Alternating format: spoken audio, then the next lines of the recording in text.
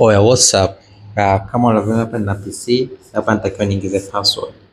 Sasa hivi naweza kulogin, ila mwanzoni nilikuwa siwezi kulogin kwa sababu nilisahau password. Password nimeweka na kukomoa, pale kanikomoa mwenyewe nikaisahau.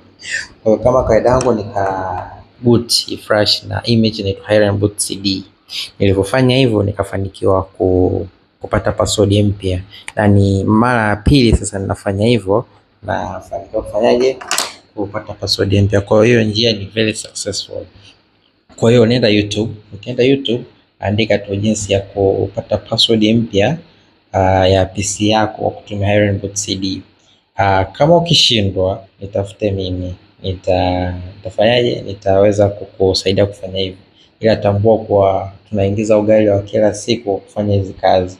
Kwa hiyo usije mtupu mzee baba, usije mtupu mzee baba, kwa sababu nimeshakupa option, ndio kajifunza mwenye YouTube. Kwa hiyo ukishindwa kuja kwangu uje na ugali pia.